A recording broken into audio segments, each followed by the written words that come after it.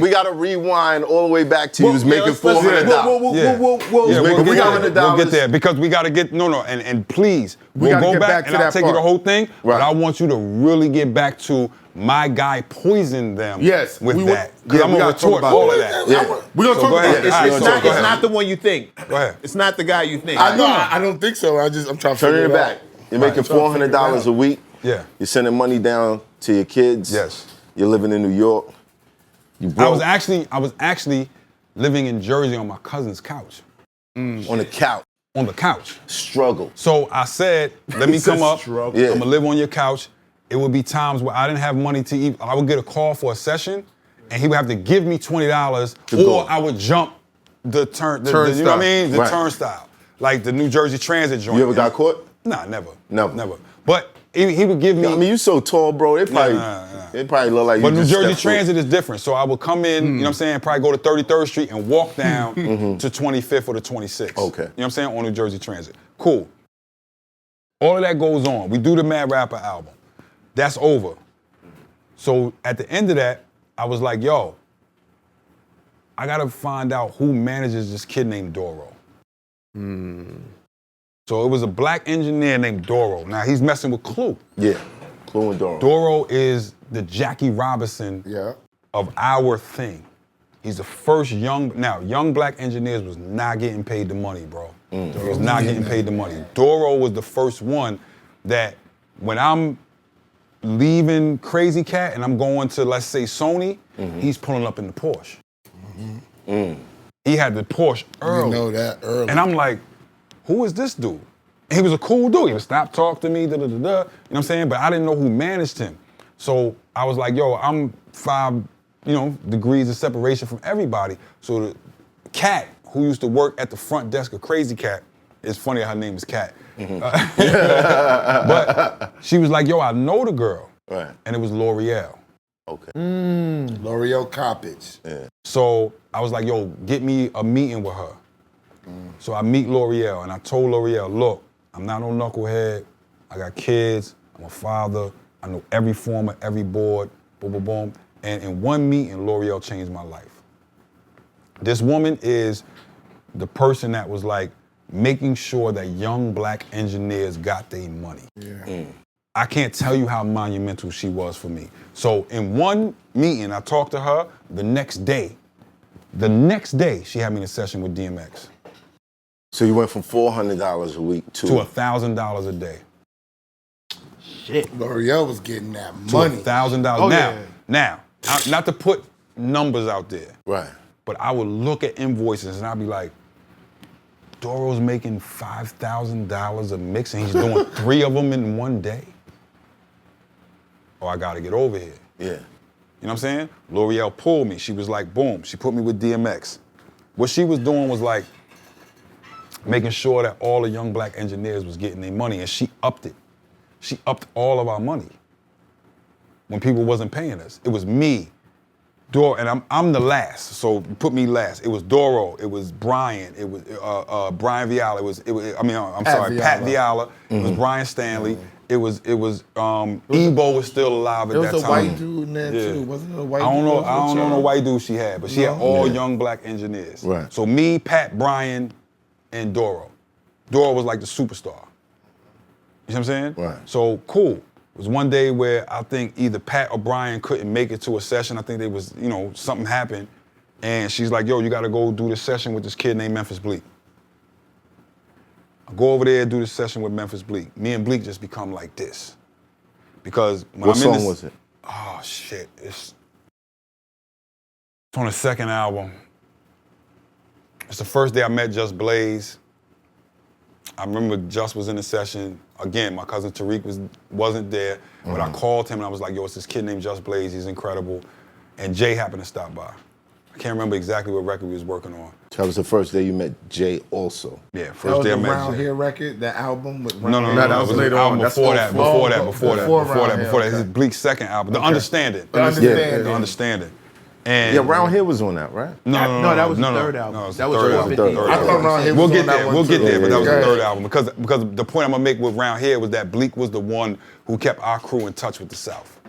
Yeah, with T.I. and Trick Daddy, that was all mega. Southern music. Right. Yeah. You know what I'm saying? T.I. wasn't that big at the time. And you know what I'm saying? Like, Bleek was always the one that was on the South.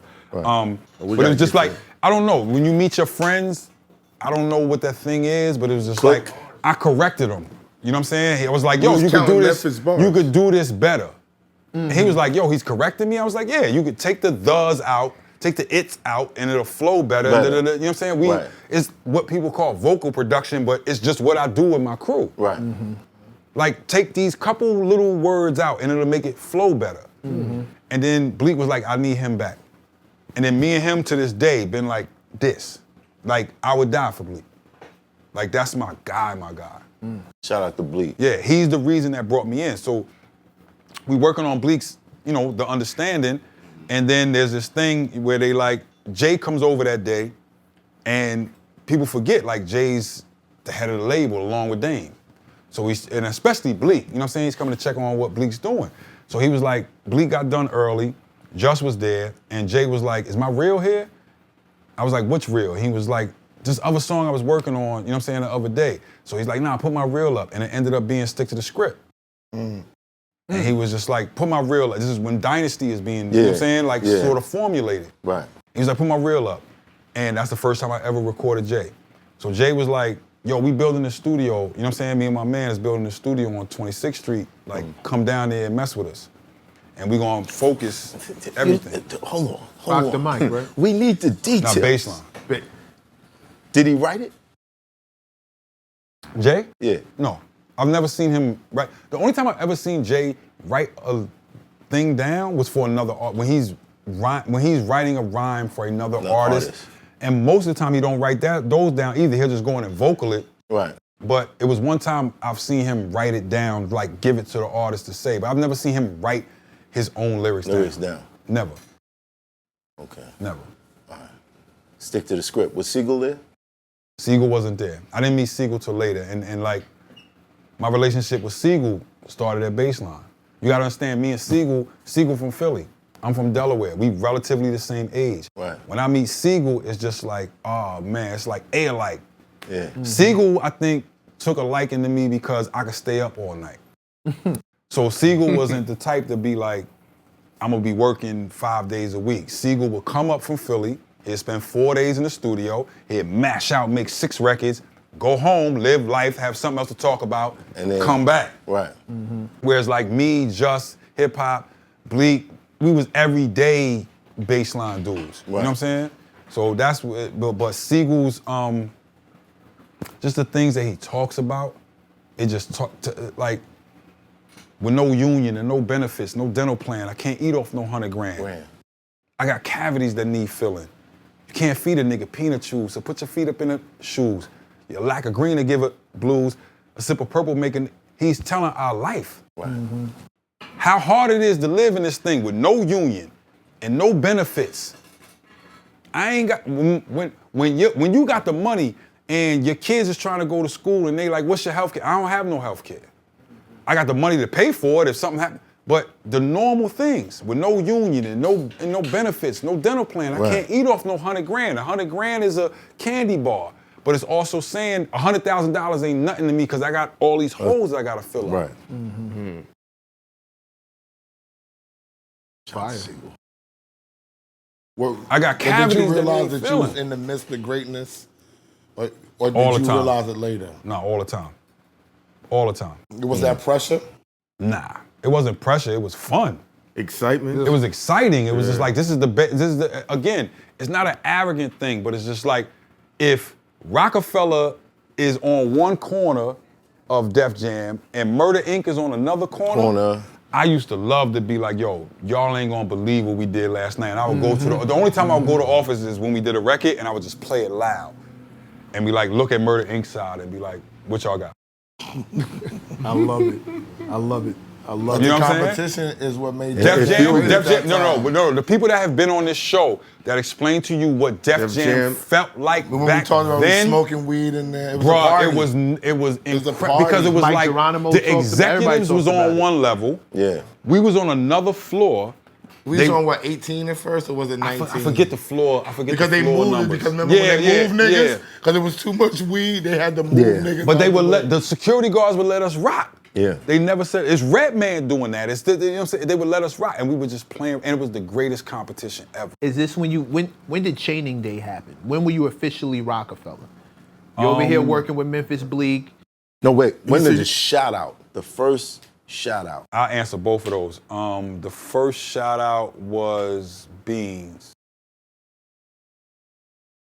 First shout out was Beans. I'm trying to remember what record it was, but Beans was just like, me and him was just like, in the studio, bro, that was my dude.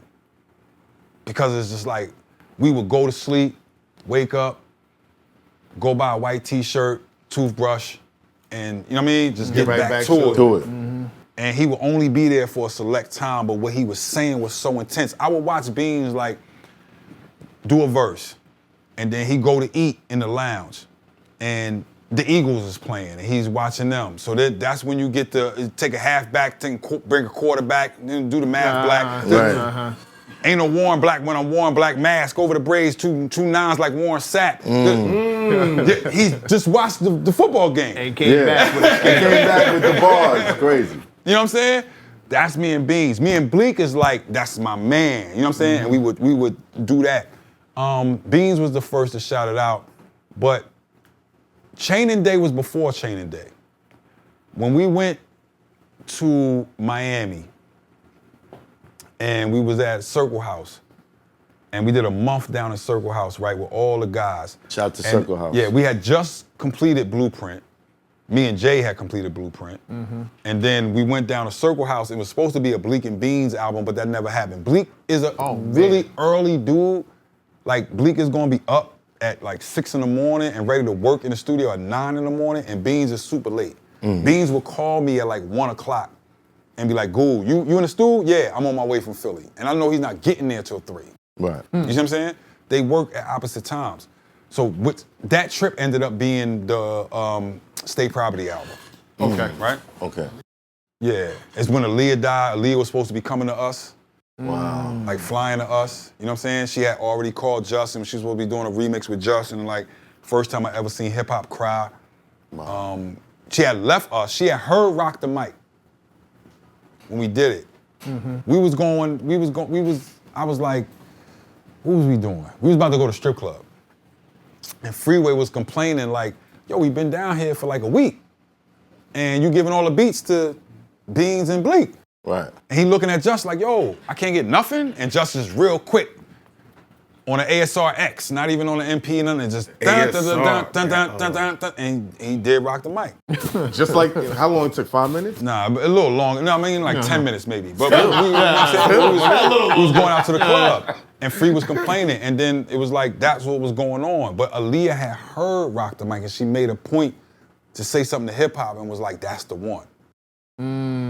But she wanted to be on that record? We was in Miami. No. She was saying No. She was just like, it's fire. Like, that's a good record. Like, they should go with that Everybody used to record. play records for everybody. Yeah. And then she flew to go do the video, and she was flying back to us to come do a remix with Just. And that's when the plane crash happened. That's also when you get Freeway saying, still know where to go. You know what I'm saying? Like, it's a song where he's talking about, like, you know, my life could end in a plane crash. And he's talking about it because it just happened. A lot happened in Miami. Like, that was a crazy 30 days. Chaining Day? So, Beans had a video that was coming out, and because Bleek and Beans wasn't getting it all together, Jay came down to be like, yo, what's going on? And Jay wouldn't start the meeting until I got there. That's when I knew I was like, oh, I'm important. I mean something. Like, Fair enough. He would not start the meeting until I got there. How'd that make you feel? Like, oh, okay, I get it. Yeah. I get it now.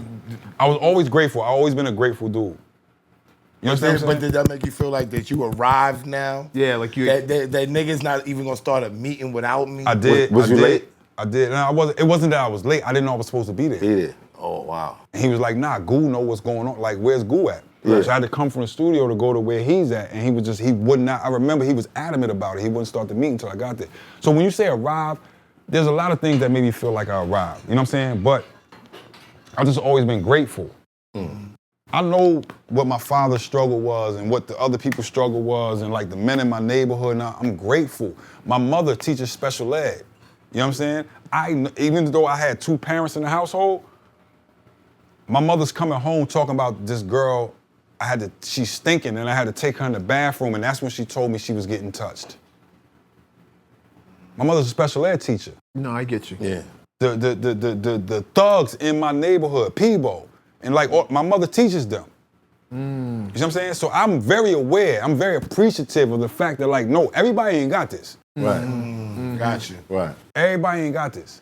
And my parents was like the ones that was like, even though everybody ain't got this, we still gotta help them and do this. So again, I'm saying that I carry that into my business where I'm super appreciative. I can understand why Jay would take care of a Memphis Bleek. You grew up, you know what I mean, 2 levels underneath of me, we in the same building, Your mom and my sister know each other, You know, like, right. I understand. Symmetry makes sense. Why that makes sense. Right. Why would you care about this kid from Delaware that like, because he was, I'm bringing you in. And I appreciate And I appreciate everything. So from this point on, you ain't got to worry about this music. I got this part. You worry about the rest of it. The shows, the music, I got this. That's my showing appreciation. Dubs, OG Juan. Okay. There's a dude that makes a studio. You know what I'm saying? And there's things I haven't said about OG Juan forever that Jay like even released in this latest verse that I would have never said. But to go to OG Juan and OG Juan be like, hey, go, this your area, this your space. Tell me when you need toilet paper. Tell me when the lights, you know what I'm saying? You need new light bulbs. But we ran baseline. Me, hip hop, you know what I'm saying? Like OG's side too. It's like TT and like, you know what I'm saying? All of those people on his side. But we ran baseline. And OG would be like, yo, whenever y'all need something, just come. Gratitude. This dude just gave me a space to be. Baseline was basically my apartment in New York for 10 years. So that's when you say, like, when do you feel like you was brought in? So it's like one day, Dame just like, it's your birthday, here, throws me some, I'm like, what the fuck? And he throws it to me and it's a chain. Just on a random day. The small one, my small chain came from Dame. Then another time, Jay's like, yo, come to the crib. And then he give me this. And I'm, okay, I get it. So the gratitude was already there. You know what I'm saying? And it's from the standpoint of like, the way I A&R or whatever you, my thing is a mixture of a bunch of things. It's hot for trapper turn smack rapper. Only smack rapper that you know is smack rappers.